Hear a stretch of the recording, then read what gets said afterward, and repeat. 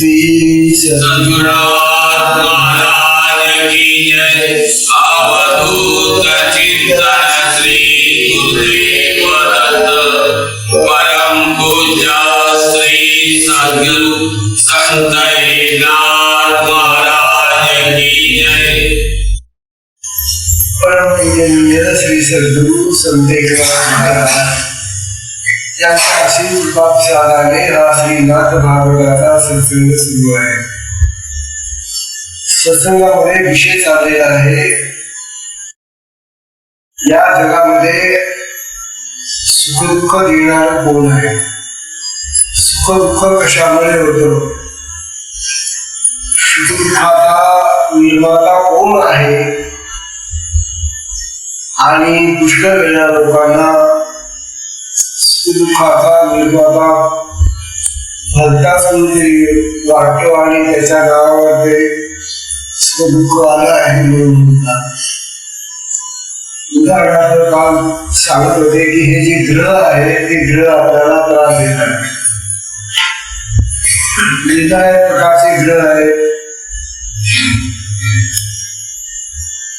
हे ग्रह ही जी नावं आहेत आपली दररोजची दिवसाची, रविवार, रवी म्हणजे सूर्य, सोम म्हणजे चंद्र, मंगळ नावाचा ग्रह आहे मंगळ, बुध नावाचा ग्रह आहे, गुरु नावाचा ग्रह आहे, शुक्र नावाचा ग्रह आहे, शनी माहितीच आहे, शनी नावाचा ग्रह आहे आणि रवी म्हणजे सूर्य।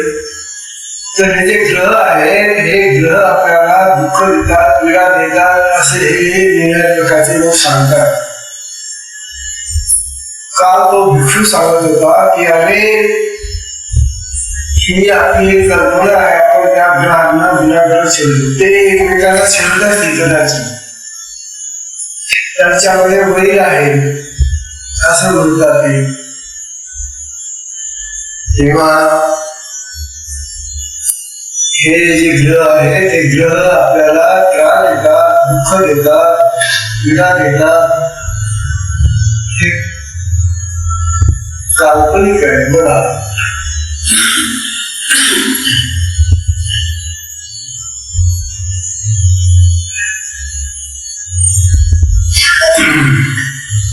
अत्यंत जुनी झालेली वस्त्रे, जुनी कपडे झाले आपले वस्त्रे, ते काढून जो असते नवीन नेसवतो, अशा त्या कल्याणकर्त्या काळाला आपण शत्रू मानतो। ग्रह शत्रू आहे, ग्रह त्रास देतात, त्यानंतर काळ आला, काळाला छळतो म्हणून आपण म्हणतो, परंतु काळ छळण्यासाठी येत नाही। काळ हा लोकांचं कल्याण करणारा आहे, काळ म्हणजे ईश्वर आहे असं काळ म्हणत होते। तेव्हा ईश्वर कसा त्रास देईल माणसांना बघा।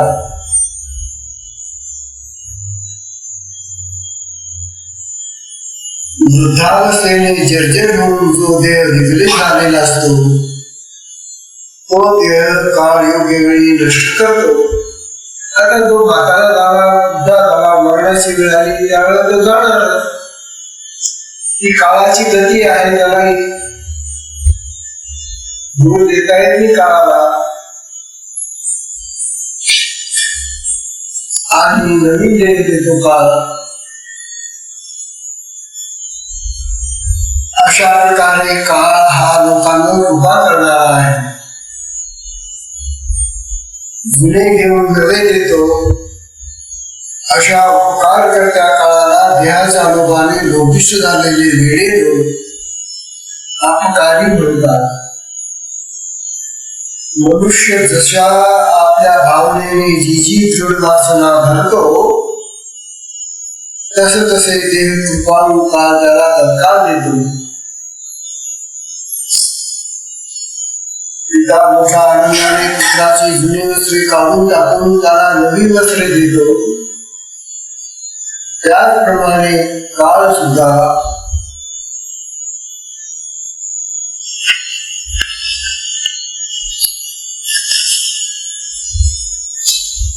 जगाला नवीन नवीन रूपे देतो.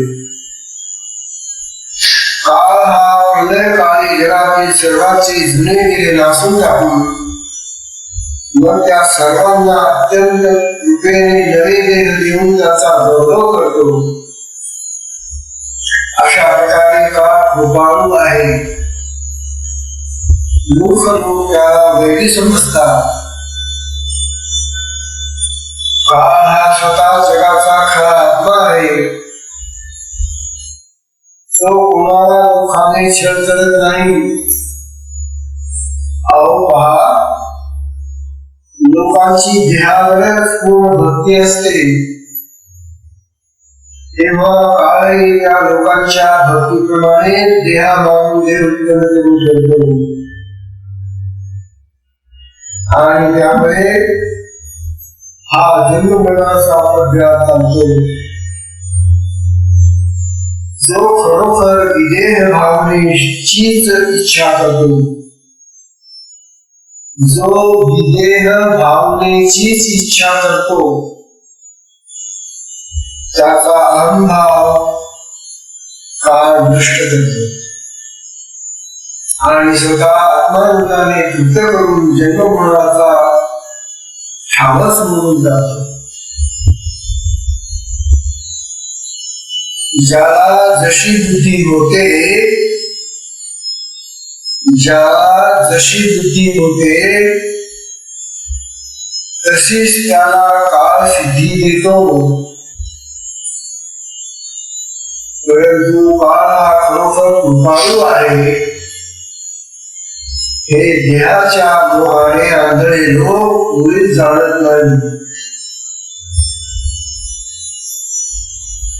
जगामध्ये काळ तोच आपला आत्मा होय हे जो आत्मज्ञानी जाणतो तेथे कोणाचे दुःख होऊ का मानणार. कारण दुसऱ्याचे कोणी सतर्क नाही. येथे मी एक दुःख देणार आहे आणि पलीकडे तो एक दुःख भोगणार आहे अशी ही द्वैताची गोष्टच नाही. कारण जगाचा एकुलता एक आत्मा आहे. सगळ्यांना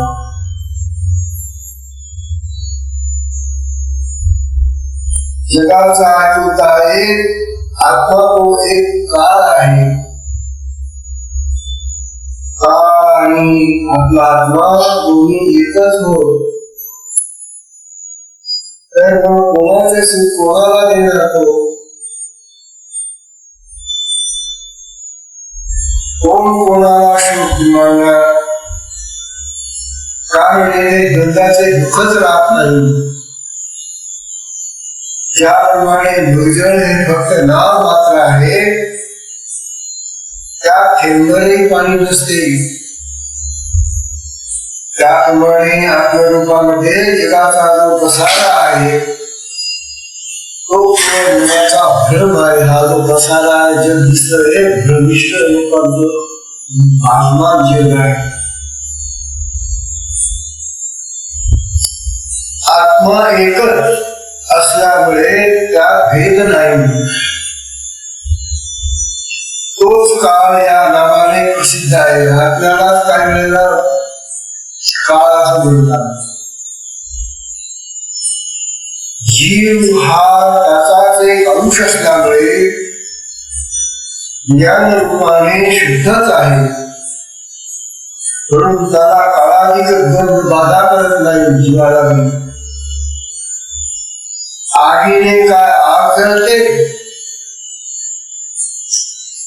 उन्हाळ्याने काय सूर्य पोळतो,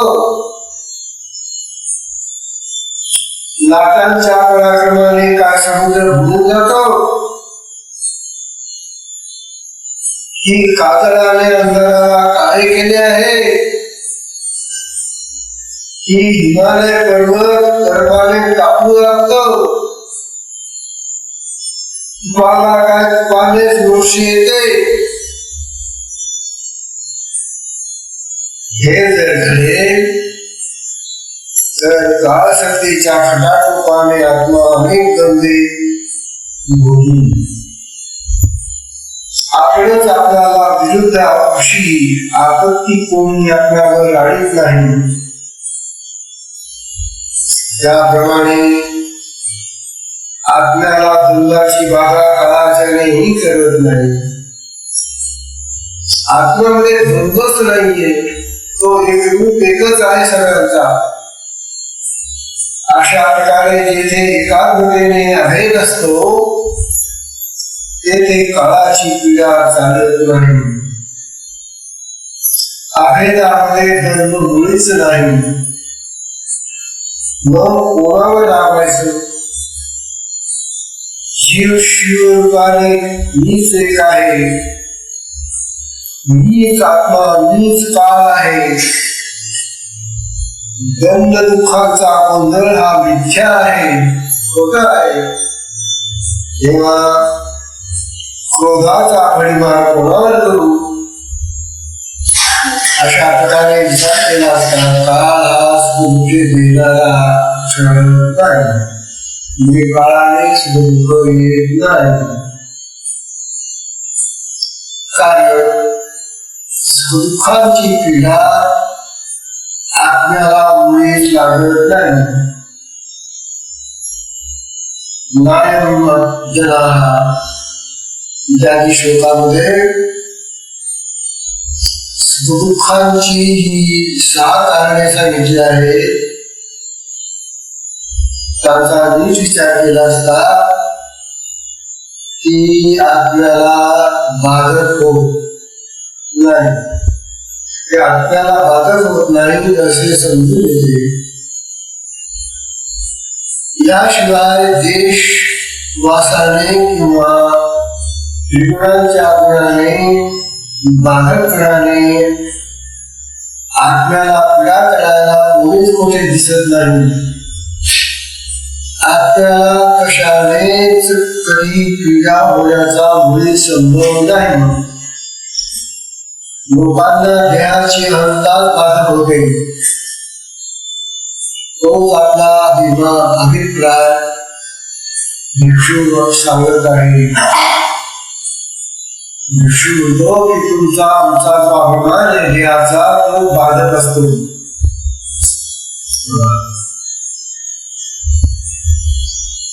आत्मा हा गुणांहून भिन्न असून शुद्ध आहे. तो मायेच्या पलीकडे असून आनंद स्वरूप आहे. आत्मा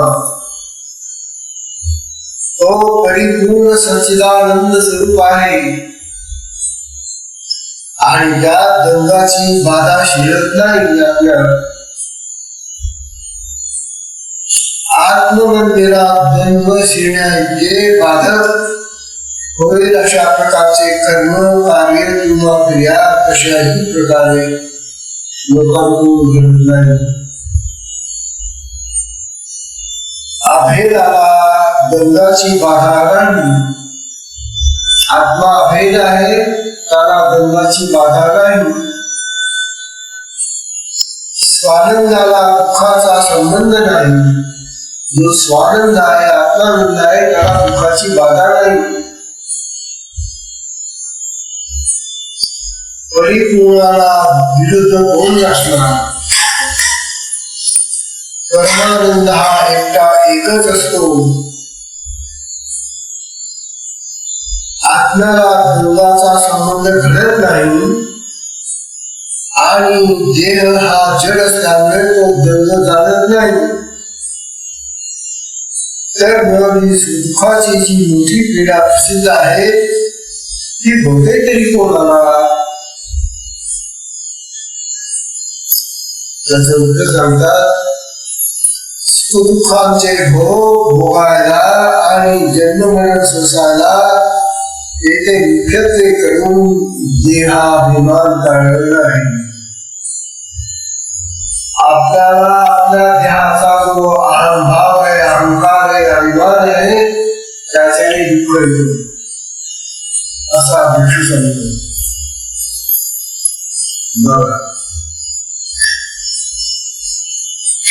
मुख्यत्वे करून देहाभिमान कारण आहे.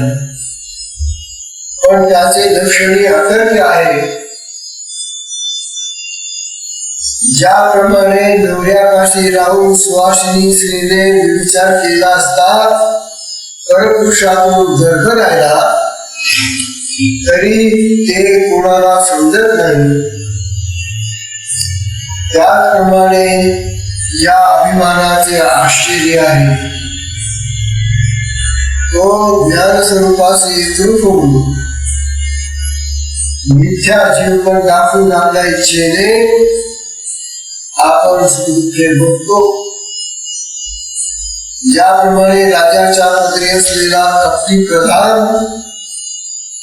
राज्याधिकाराच्या जोरावर अधर्म करतो, नाना प्रकाराने प्रजेला छळतो, त्याप्रमाणे अभिमानी शरीरात पाहिजे ते करीत असतो. तर आपल्या शरीरामध्ये जो आपला अहंकार आहे, अभिमान आहे, तो आपल्याला छळतो असा हा भिक्षू सांगतो.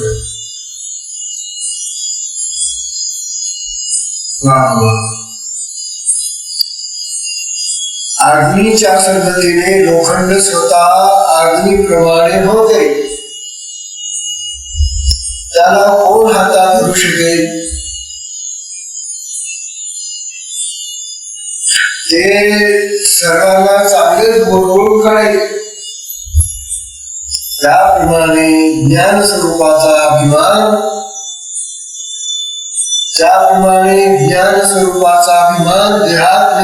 देहात्मतेच्या युगाने पूर्णपणे खाऊन सुखदुःखाने जन्ममरण वाढवू लागले. त्याला बघू काय करणार? स्वप्नातील देह म्हणजे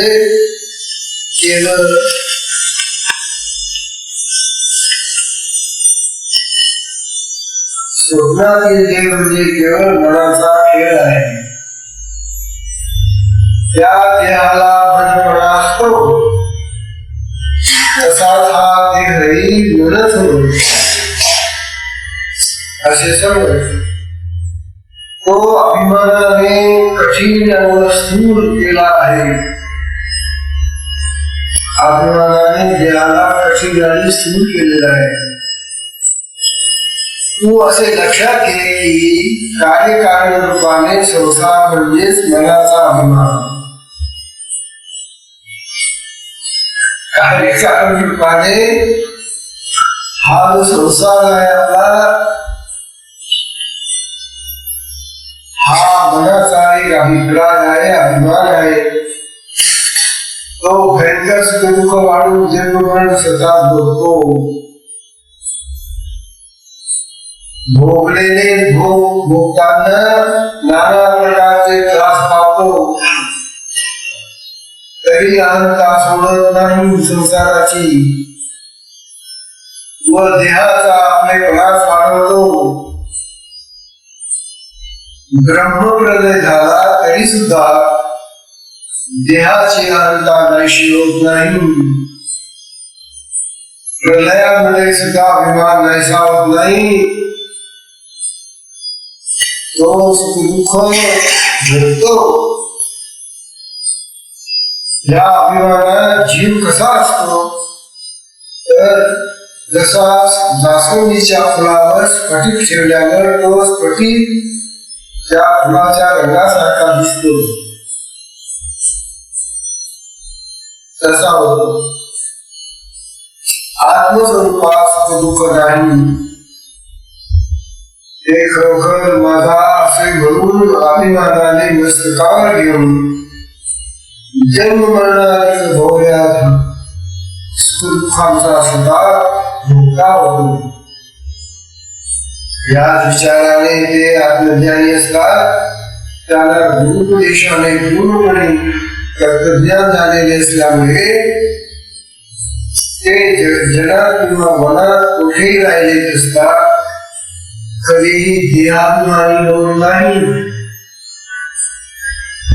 तात्पर्य सद्गुरूंचा उपदेश ज्याला पूर्णपणे पडलेला त्याला देहाभिमानी नाही असं म्हणतो. असे जे आत्मस्वरूपाच्या अनुभवाने शहाणे झालेले पुरुष असतात त्याला प्रारब्ध गतीने प्राणी मात्रांनी अनेक प्रकारे सुखदुःखे दिली तरी त्यांची आत्मस्थितीबद्दल त्यांची आत्मस्थिती जी आहे ती ठरत नाही. त्यांना प्राणी मात्रांच्या ठिकाणी द्वेष उत्पन्न होत नाही आणि त्यांच्या मनात नीच राग येत नाही. जे आत्मज्ञानी असतात त्यांना त्रास होत नाही. त्रिभुवनामध्ये मीच एक भरलेला आहे असे समजून जे निश्चितपणे द्वंद्वरहित असतात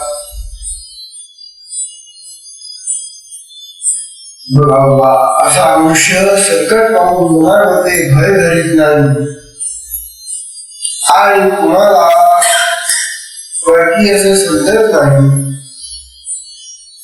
सर्वत्र आत्मस्वरूप असल्याने तो सर्वांबरोबर आप्तपणाने वागतो. ज्ञाता हा सर्वस्वी भेदरहित असतो.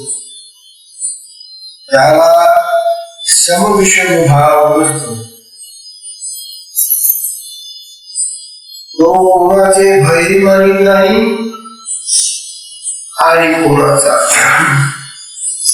कोणाचा खेदही करत नाही. तो सदैव सुखात आणि आत्मानंदात मग्न असतो. निंदा किंवा उपद्रव झाला तरी उद्विग्न होत नाही. सहन करतो सगळं. सुख प्राप्त झाल्यामुळे तो परमानंदामध्ये निमग्न असतो. निंदा किंवा उपद्रव झाला तरी उद्विग्न होत नाही. सहन करतो, सुख मानतो. हे सिद्धांचे मुख्य लक्षण होय आणि साधकांना साधने तेच आहे.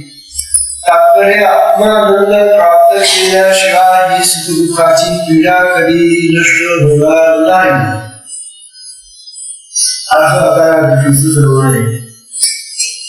कारण त्याला आत्मानंद प्राप्त होतो. जो आत्मस्वरूपात जातो त्याला हे कुठलंच काही त्याला भोगावं लागत नाही.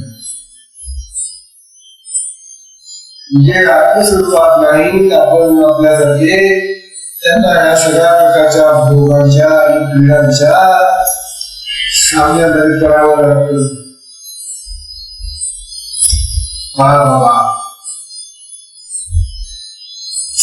हे पहा, तो म्हणतो माझ्या पूर्वपुण्याच्या भाग्योदयाने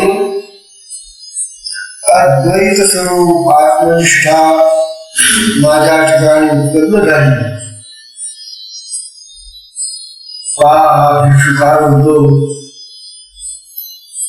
माझ्या पूर्वपुण्याच्या भाग्योदयाने अद्वैत स्वरूप आत्मनिष्ठा माझ्या ठिकाणी उत्पन्न झाली. त्या आत्मनिष्ठेचाच आश्रयाने मी बंधनीत होऊन अनेक प्रकारचे दुःखे सहन करीत आहे. भेदभावापासून होणारी दुःखे सहन करण्याचा गुण हे सिद्धांचे स्वाभाविक लक्षण आहे. माझे मुख्यतः हे साधन आहे. याचाच योगाने मनोजय होतो. हे परमार्थाचे श्रेष्ठ साधन आहे. मोठमोठ्या ऋषींची हीच आत्मनिष्ठा होय. विष्णूचे मुख्य भजन ते हेच होय. ज्याच्या योगाने आत्मनिष्ठा साध्य होते. ज्याच्या योगाने द्वंद्वापासून होणारे दुःख वाढत नाही. याच्याच योगाने नित्य सुख प्राप्त होते. हा आत्मविवेक आम्हाला दुस्तर संसारातून काढणारा आहे, दुस्तर संसारातून काढणारा आहे. संसार समुद्र तरुण जाणारा फार कठीण आहे. संसार हा एक प्रकारचा समुद्र आहे आणि या समुद्रामधून पार जायला कठीण आहे. तरी तो तरुण जाण्याला आत्मविवेक हे उत्तम चालू आहे. आत्मविवेक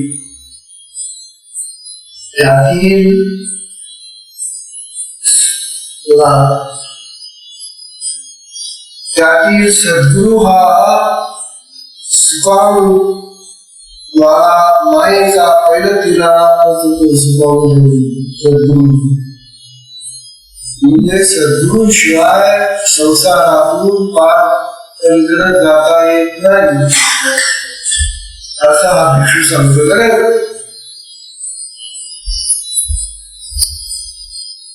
हा आत्मविवेक हाती कसा येईल, हा जो आत्मविवेक आहे हा आपल्याला कसा प्राप्त करता येईल ही देखील चिंता करायला नको. चिंता करायला नको. आत्मभावनेने एकाग्रता करून भगवंताला शरण जावे. लौकिकाची लाज सोडून व अभिमानाने ओझे फेकून देऊन भगवंताला शरण जावे, तेव्हा आत्मविवेक प्राप्त होतो. ज्याप्रमाणे काने म्हणून आईला सर्वोपरी अनन्य भावाने शरण जाते, तशा अनन्य भावाने रात्रंदिवस श्रीहरीला शरण जावे. हरीला शरण गेले असतात जन्म मरण सोड सुद्धा दाखवत नाही. मग आपल्याला हरीच आपल्या भक्तांना रक्षण करणारा असल्यामुळे तेथे कोणते दंड पीडा देऊ शकेल. श्रीहरी हा पूर्णपणे मोक्षदाता आहे. त्याला शरण कसे जावे. तो अनंत स्वरूप असून स्वतः निर्गुण आहे. तेथे कोण जाणार. परंतु हरीचे स्वरूप अत्यंत निर्गुण असले तरी त्याच्या सगुण मूर्तीचे चिंतन करावे. त्याची जी मूर्ती असेल त्या मूर्तीचं चिंतन करावे. ही मूर्ती जशी ध्यानात ठसली तरी देखील द्वंद्वापासून होणारी सर्व दुःखे लयात जातात. म्हणून समजावे श्रीहरीची संपूर्ण मूर्ती ध्यानात न भरेल तर श्रीहरीचे पायच मी ध्यानात धरा. मूर्ती बसवणे ध्यानामध्ये पायाकडे ध्यान द्या. म्हणजे जेणेकरून जन्म मरण पुसून पडून जाईल. भेदही आपल्या घराने स्वतः पडून जातात. जर ते पाय ध्यानात नीट धरले नाही तर जन्म मरण जाणारे नाहीतर मग नामस्मरण तरी करा. ध्यान लागत नाही ना तर नामस्मरण करा. भगवंताचं हरीचं नामस्मरण करावे. त्याच्या नामस्मरणाने यम आणि काळ हे पूर्णपणे थरथरा कापतात. जेथे हरिनाम नित्य घोष जातो तेथे मरणाला मरण आले असे समजा. मरणाला मरण येते तिथं मरण येते. जन्माचे तोंड काळे चिखल होते आणि ते लागून पार पडून जाते. राम नामाच्या गजरापुढे भेदाभेदांचे दुःख ते बिचारे किती. नाम महात्म्याची गर्जना करीत असतात संसाराचे सर्व भर होऊन जाते. ज्याची वाणी निरंतर नामाची गर्जना करीत असते त्याच्या शब्दांमध्ये श्रीहरीची वस्ती असते. त्याच्या घरी रिद्धी सिद्धी पाणी भरतात. मुक्ती त्याची दाशी होऊन जाते. स्वतः विकल्प रहित अशा शुद्ध भक्तिभावाने सगुण ध्यान निर्गुण चिंतन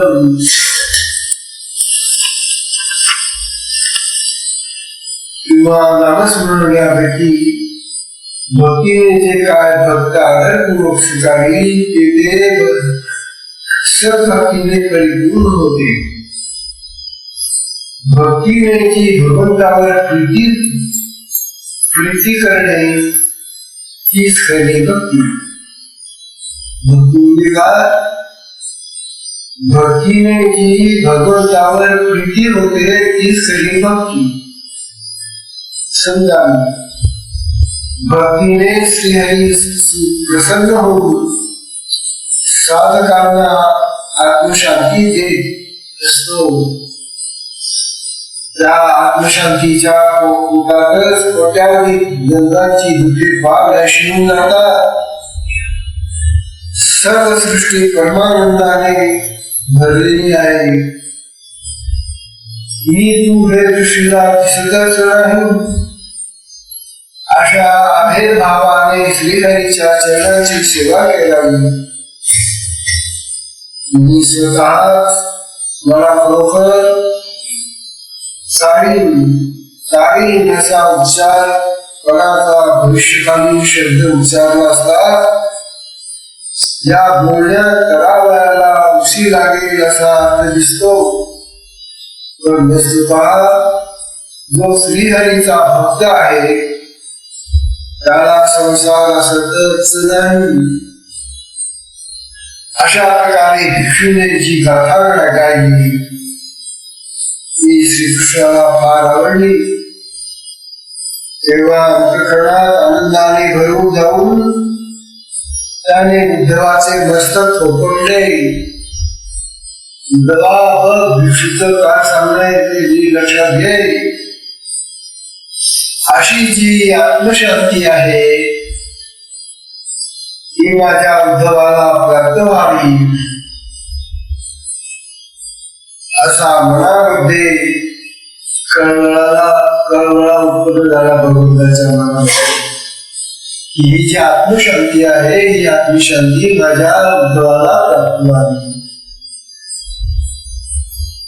तेव्हा तो कळवळा उत्पन्न होऊन श्रीकृष्ण उद्धवाला आपले काय सांगतात ती उद्या पाहूया. हा सत्संगाची वेळ संपलेली आहे. सगळ्याला विश्रांती द्या. हरिओम.